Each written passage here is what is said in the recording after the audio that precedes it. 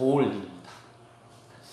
농부가 밭을 샀습니다. 밭 가운데 좀 큰 바위 덩어리가 있어서 불편했습니다. 치우기 쉽지 않을 거라 생각했습니다. 밭을 갈 때마다 이놈 돌 때문에 농사 짓는데 얼마나 힘든지 모릅니다. 트랙터 가지고 아니면 경기 로타리 치려고 하면 어떻게 됩니까? 살살살살 피해가야 됩니다. 그러니까 얼마나 힘든지 모릅니다. 아이고 요거 참 빨리 치워보면 좋겠는데 마음대로 되지 않습니다. 치우려고 하니까 아우 너무 큰 것 같습니다. 캘려고 하니까 너무 밑에가 더 큰 것 같아가지고 캘라니까 너무 힘들었습니다. 근데 너무 귀찮아가지고 에이 모르겠다 한번 파보자 막 이렇게 생각하고 도전을 했습니다. 땅을 팠습니다. 막 파니까 조금 파니까 밑둥이 나왔습니다. 선나 파는데 밑둥이 나왔습니다. 그러면 뭐가 된 겁니까? 다 판 겁니다. 이제 곧 움직이면 된다는 것 아니십니까? 그래서 조금 파니까 이제 다 드러나가지고 아이고 속으로 어떤 생각이 들까요? 진작 팔걸 별거 아닌데 이거 괜히 쫄아가지고 겁만 먹었네 이런 생각이 들었다 하는 이야기입니다. 이 이야기에서 우리들이 생각해야 될 것이 있습니다. 어떤 일을 어렵게 여겨가지고 우리 어떻게 할까요? 시도를 안 합니다. 시도하면 어떻게 된다고요? 안 될 것 같거든요. 그래서 실패할 확률 때문에 포기하는 때가 많습니다. 그런데 생각처럼 그렇지 않을 때가 많습니다. 생각처럼 어렵지 않고 해보면 쉽게 잘 될 때가 있습니다. 어떤 일을 못하고 있는 것은 실제로 그것을 못해서가 아니라 미리 겁먹어서 아예 시도를 하지 않기 때문에 그런 경우가 많습니다. 성도 여러분, 여러분은 시도도 안 해보고 포기한 일 없습니까? 옛날 총각 때 이쁜 아가씨 한번 들이대 볼걸 이런 생각 안 해보셨습니까? 아니면 이제 멋진 남자 한번 들이대 볼걸 이런 생각 안 해보셨습니까? 네? 아이고 그러니까요. 그러니까 용감한 사람이 미는 얻는다고 들이대보는 사람이 미는 얻는 겁니다. 너무 쫄아가지고 아이고 저거 내 거 아닌데 이래 생각하다가 결국은 내게 안 되는 겁니다. 시작이 반이라고 합니다. 시작하고 나면 그 뒤에 방법이 있는데 우리들은 애시당초 시작부터 겁을 내가지고 쫄아가지고 못하는 겁니다. 2018년도 지금 마지막 달을 맞았습니다. 마지막 달을 맞았는데 우리가 신앙에 도전을 해보고자 했는데 못한 것이 있을까요? 나는 이런 것 했으면 싶었는데 좀 아쉽다 하는 게 혹시 있습니까? 그렇다면 이제 한 달 남았습니다. 한 달 남았으니까 이제 한번 시도해보면 어떨까요? 성경 읽기, 그리고 기도, 봉사, 전도 등등 우리의 신앙생활에 시도해보고 싶었던 일들이 있다면 아직 못했다면 이제라도 실천해가지고 그 일들에 좀 더 앞으로 전진하고 더 성숙한 그러한 신앙인들이 될 수 있기를 예수님의 이름으로 축복합니다. 오늘 말씀은 우리가 잘 알고 있는 이야기입니다. 하나님과 동행한 에녹 이야기. 죽음을 보지 않고 천국으로 옮겨간 사람이 성경에 2명 나와 있습니다. 한 사람은 오늘 히브리서 11장 5절에서 이렇게 이야기합니다. 믿음으로 에녹은 죽음을 보지 않고 옮겨졌으니 하나님이 그를 옮기심으로 다시 보이지 아니하였다 라고 이야기합니다. 에녹은 결국 죽음을 보지 못했다는, 안 죽었다는 겁니다. 그리고 어디 갔습니까? 천국으로 갔습니다. 또 한 사람이 있습니다. 네, 엘리야입니다.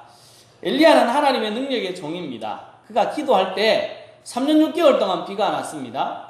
또 기도할 때 어떻게 됐습니까? 하늘에서 폭우가 쏟아졌습니다. 기도할 때 하늘에서 불이 내리기도 했습니다. 요단강을 입고 있는 옷을 벗어가 팍 치니까 딱 갈라져가지고 마른 땅처럼 건넜던 사람이 엘리야입니다. 이 외에도 대단한 능력을 나타낸 사람이 엘리야입니다. 그러니까 엘리야 보면 어떤 생각이 들까요?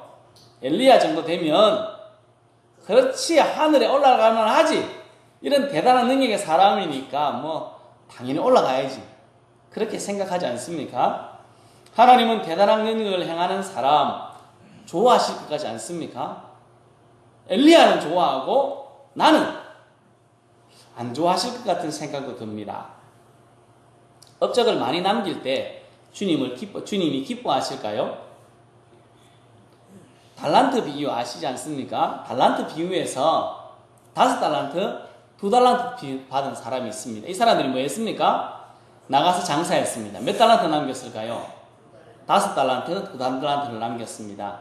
그리고 하나님께서 그것을 보시고 기뻐하셨습니다. 너무 좋아하셨습니다. 그리고 한 머나라고 머나를 하나씩 나누어 줬습니다. 10명에게 나누어 줬는데 그 중에 한 사람이 10머나를 다 가지고 왔습니다. 한 개를 받았는데 10개를 남겨가지고 왔습니다. 11개를 가져온 겁니다. 그 사람 보고 하나님이 엄청나게 칭찬하셨습니다. 다른 종들을 보고는요, 잘했다 하고 말았는데 이 사람은 훨씬 더 많이 칭찬하셨습니다. 이것을 보면 우리는 어떤 생각이 들까요? 하나님은 뭔가 잘해야지, 많은 업적을 남겨야지 좋아하시는구나. 나는 업적도 없는데, 나는 초라하게 살아가는데, 아이고 나는 한 게 없어. 하나님 앞에 내세울 것도 없다. 그래서 나는 하나님 앞에 너무 초라하다라고 생각하십니까? 믿음의 거장들, 믿음의 영웅들은 많은 대단한 업적을 남긴 사람들처럼 보입니다. 그런 모습들을 보며 나도 모르게 나의 모습이 초라하게 느껴질 때 참 많습니다. 아이고 내가 이래가지고 하나님이 기뻐하시는 사람이 될까 하는 생각 들지 않습니까? 하나님은 대단한 업적을 남기고 사람들이 칭찬하는 사람을 좋아하신다 하는 생각이 우리 속에 그냥 자연스럽게 들어와 있습니다. 하나님은 돈을 많이 내고 또 전도도 많이 하고 무엇인가 많이 한 사람을 하나님은 좋아하실 것이다 하는 생각이 우리 속에 나도 모르게 들어와 있습니다. 진짜 그럴까요? 마태복음 7장 22절에 이렇게 말씀합니다. 같이 읽어보겠습니다. 그날에 많은 사람이 나더러 이르되 주여 주여 우리가 주의 이름으로 선지자 노릇하며 주의 이름으로 귀신을 쫓아내며 주의 이름으로 많은 권능을 행하지 아니하였나이까 하리니. 아멘. 여기서 사람들이 주님께 왔습니다. 그리고 무엇을 하고 있습니까? 나는 선지자 노릇했습니다. 하나님 말씀을 외쳤습니다. 귀신도 쫓아냈습니다. 많은 권능도 행했습니다. 사람들이 볼 때 참 대단해 보입니다. 제가 자주 이 말씀을 하면서 이야기합니다. 이런 능력이 저한테 있으면 참 좋겠습니다. 이런 사람 얼마나 위대한 사람처럼 보입니까? 지금도 이런 사람이 위대한 사람입니다. 예수님 당시에는요, 더 위대한 사람처럼 보였을 것입니다. 예수님 당시 바리새인들은 어떻습니까? 그들은 하나님의 나라를 위해서 엄청 경건하게 살았습니다. 소득의 11조를 잘 드렸습니다. 다른 사람 안 드리는 소득의 11조 중에 아주 작은 부분까지도 구체적으로 계산해서 다 드렸습니다. 기도도 유창하게 했습니다. 사람들이 보는 데서 얼마나 기도를 잘하는지 말빨이 대단한 사람들입니다. 그리고 전도도 너무 잘했습니다. 교인 하나를 얻기 위하여서 바다와 육지를 두루 다녔다라고 성경은 표현하고 있습니다. 전도하기 위해서 미친 사람들처럼 보였습니다. 사람들도 바리새인들을 보고 칭찬했습니다. 칭찬이 쏟아졌습니다. 하지만 이들에 대한 주님의 평가는 어떻습니까? 엉망입니다. 도사새끼들아, 이렇게 하지 않습니까? 불법을 행하는 자들아, 하나님께서 이렇게 말씀하셨습니다. 주님의 평가는 너무 다릅니다. 우리가 생각하기에는 업적, 많은 공로, 무엇인가 많이 한 것이 중요하다고 생각하는데 주님이 보실 때는 그게 아니라고 이야기하고 있는 겁니다.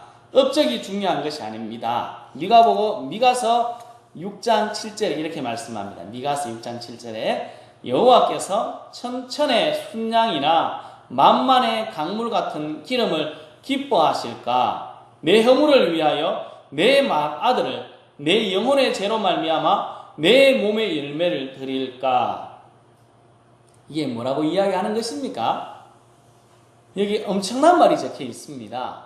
천천의 순양, 만만의 강물과 같은 기름. 저만큼 흐르락하면 우리 동네에 있는 소 다 잡아도 안 됩니다. 여기 또 있습니다. 내 허물을 위해서 뭘 잡습니까? 내 맏아들의 목을 따는 겁니다. 이게 말이나 됩니까? 이런 걸 하나님께 드린다고 이야기하는 겁니다. 이걸 드린다고 하나님이 기뻐하실까? 라고 지금 이야기하고 있는 것입니다. 1,000억을 가지고 있는 부자가 있습니다. 그 사람에게 제가 돈 있는 거 다 털어가지고 100만 원을 그 사람에게 줬습니다. 그 사람이 좋아할까요? 1,000억 부자가 100만 원 받았다고 좋아하겠습니까? 처음 좋아하겠죠. 나 진짜로 좋아하는 것은 다른 것일 겁니다. 온 세상 만물이 누구 것입니까? 주님의 것입니다. 하나님의 것입니다. 그 중에 우리가 가지고 있는 것 세 발의 피와 같습니다. 아주 조금, 우리는 엄청난 것인데 하나님 보시기에는 세 발의 피도 안 되는 겁니다. 그것을 드린다고 하나님이 기뻐하지 않습니다. 오늘 말씀, 에녹의 이야기를 보면 우리 어떤 생각이 드십니까? 에녹이 한 일이 뭡니까? 한 일 없습니다. 22절에 이렇게 말합니다. 같이 읽어보겠습니다. 머두셀라를 낳은 후 300년을 하나님과 동행하며 자녀들을 낳았으며. 아멘. 머두셀라의 이야기, 에녹의 이야기는 단 두 가지로 이야기합니다. 뭘과 뭡니까? 낳고 동행하고, 그게 답니다. 다른 이야기가 없습니다. 애를 낳는 것 외에 한 게 없습니다. 그리고 하나님과 동행했다고 이야기합니다. 우리가 생각하고 기대하는 엄청난 일, 에녹에게 있습니까? 없습니다. 아무것도 없습니다. 그런데 에녹을 어떻게 평가하고 있을까요? 아까도 읽었는데 11장 5절에 같이 한번 읽어보겠습니다. 믿음으로 에녹은 죽음을 보지 않고 옮겨졌으니 하나님이 그를 옮기심으로 다시 보이지 아니하였느니라. 그는 옮겨지기 전에 하나님을 기쁘시게 하는 자라 하는 증거를 받았느니라. 아멘. 에녹은 어떤 자라 확실한 증거를 받았습니까? 하나님을 기쁘시게 하는 자라. 뭐 했습니까? 아무것도 안 했습니다. 아무 안 낳았는데, 우리도 안 낳았는데, 이 사람이랑 우리랑 똑같은데, 이 사람은 하나님을 기쁘시게 하는 자라, 하나님과 동행하는 자라 하는 증거를 받았습니다. 많이 드렸다는 이야기 없습니다. 특별하게 한 일도 기록된 게 없습니다. 에녹은 하나님을 기쁘게 했다. 우리 생각과는 좀 다르네요. 우리는 많이 드려야 된다고 생각하는데 에녹은 한 게 없습니다. 우리 생각으로는 이 사람은 그냥 평범한 사람입니다. 에녹의 어떤 모습이 주님을 기쁘시게 했을까요? 에녹의 어떤 모습이 주님을 기쁘시게 했을까? 저는 두 가지 이야기를 드리면 이제 이야기를 하려고 합니다. 이 두 사람의 이야기입니다. 한때 성공의 주교, 성경의 주교입니다. 목사님을 꿈꾸었던 사무엘 브랭글이라는 미국 목사님이 있었습니다. 이 목사님이 전향을 해가지고 구세군으로 입대하려고 했습니다. 그래서 대서양으로 건너가가지고 영국에 왔습니다. 그때 윌리엄스 부스 구세군 사령관입니다. 구세군의 대장. 그가 구세군에 들어오는 것을 못마땅하게 여겼습니다. 왜냐하면 그는 어깨에 힘이 들어가 있었고 미국에서도 존경받는 목회자였습니다. 그래서 구세군에 들어오면 어떤 것을 요구할까요? 높은 계급을 요구한 겁니다. 구세군은 계급이 있습니다. 군대이기 때문에 계급 사회입니다. 그래서 계급이 있는데 이 브랭글이라는 사람이 구세군에 들어오면 자신이 명성이기 때문에 나 높은 자리 달라고 그렇게 할 거라서 불편해했습니다. 그래서 윌리엄 부스 대장이 브랭글에게 이렇게 이야기했습니다. 당신은 너무 오랫동안 지도자로 군림했습니다. 그래서 당신은 우리 구세군에 맞지 않습니다. 단 내가 시키는 일을 할 수 있다면 구세군 사관으로 일하도록 하겠습니다. 그렇게 이야기했습니다. 브랭글이 놀라운 표정으로 이야기했습니다. 그게 뭡니까? 무엇이든지 다 하겠습니다. 부스 대장이 단호한 목소리로 이렇게 이야기했습니다. 다른 구세군 훈련병들의 구두 닦는 일을 하십시오. 이 브랭글이라는 사람이 존경받는 목회자였다고 이야기를 드렸습니다. 다른 사람들에게 존경받는 사람입니다. 구세군에는 훈련받는 제일 밑에 단계에 있는 사람들의 그 신발을 닦아주라고 이야기하는 것입니다. 그의 마음에 이런 마음이 들었습니다. 내가 다른 훈련병에 구두를 닦는다고? 그래도 내가 미국에서는 존경받던 목회자였는데 평신도 사병들의 흙 묻은 구두를 닦으라고? 그리고 그는 다시 미국으로 돌아갈까 고민했습니다. 내가 기껏 군 하나 닦기 위해서 대서양을 건너왔단 말인가 라고 고민하고 있었습니다. 심각한 고민이 들었습니다. 그날 밤에 그는 기도했습니다. 기도할 때 거칠고 구린내 나는 제자들의 발이 환상 가운데 나타났습니다. 그리고 잠시 후에 예수님께서 꿇어 앉으셔서 그 냄새나는 발을 가슴에 안고 물로 씻고 계신 것을 환상 중에 보았습니다. 그때 브랭글이 어떤 마음이 들었을까요?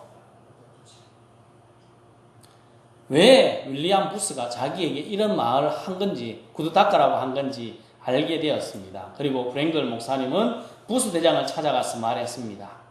예, 제가 구두를 닦겠습니다. 제 힘으로는 도저히 할 수 없지만 예수님이 하신 것을 보니까 저도 할 수 있습니다. 그리고 그는 열심히 훈련병들의 더러운 군화를 닦았다고 합니다. 그리고 훗날 미국으로 다시 넘어가서 최초의 미국인 사령관이 되었다고 합니다. 이 사람이 베링글이라고 합니다. 옆에 있는 할머니는 피난처라는 책의 작가 고리 텐 붐이라는 사람입니다. 이 사람이 어렸을 때 이야기를 이렇게 기록하고 있습니다.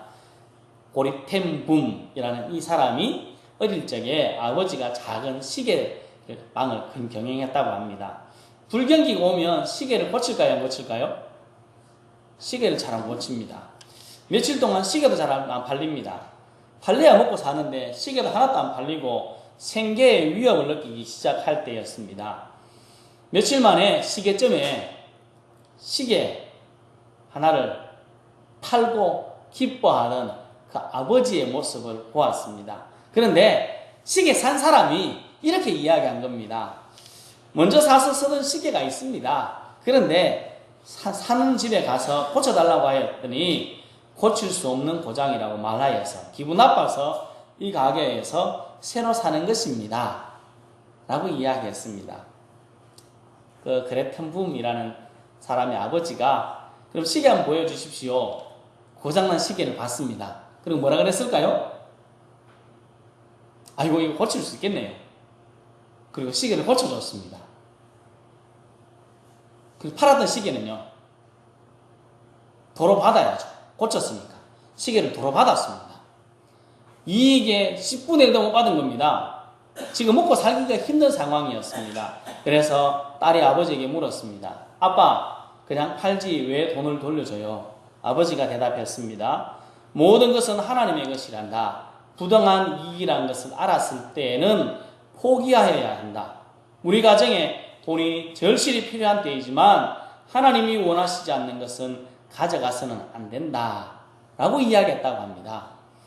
고리 여사의 일생에 이 말이 그의 마음속에 지배했다고 합니다. 저는 이 두 사람의 이야기를 읽으면서 이렇게 생각이 듭니다. 이 사람 두 사람의 삶은 어떤 삶일까요?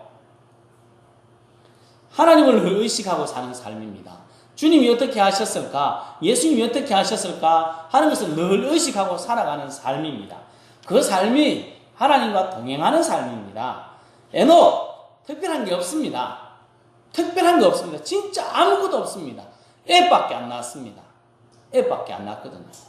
그렇지만 그 삶이 하나님이 기뻐하시는 삶 될 수 있었던 것은 하나님을 늘 의식하고 살았다는 겁니다.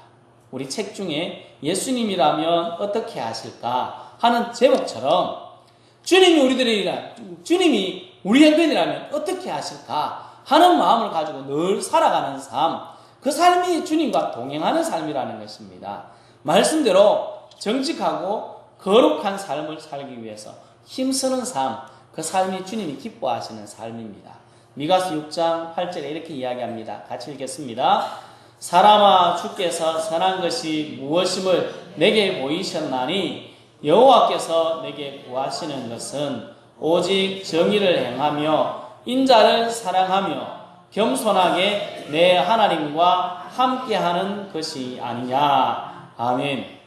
아까 읽어드렸던 6장 7절, 8절인데 7절을 적어놨습니다. 6장 7절에 이야기는 내 맏아들을 하나님께 드리는 것, 하나님이 기뻐하지 않습니다. 그런 것 하나님이 찾지도 않습니다.